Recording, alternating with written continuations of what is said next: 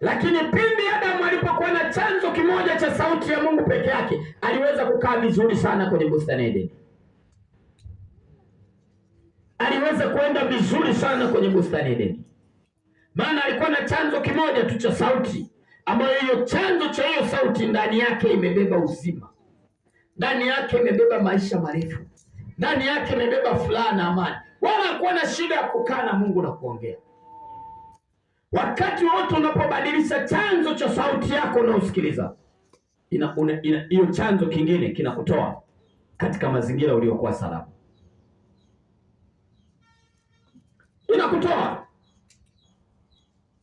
Bwana Yesu asifiwe. Jina la Bwana libarikiwe. Unaweza kusikia sauti nyingine kwamba pale mlango mzuri hapafai, yule mchungaji yuko hivi, yuko hivi, yuko hivi. Ujue hiyo ni chanzo cha sauti mbaya ambayo inataka ikutenganishe na mahali pa baraka zako.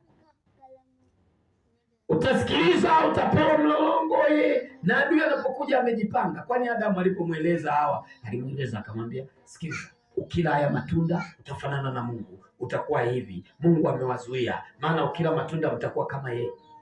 Kwa hiyo anatoa maelekezo, manake tayari wameanza kusikiliza chanzo kingine cha sauti, na chanzo cha ile sauti nyuma yake ni uharibifu.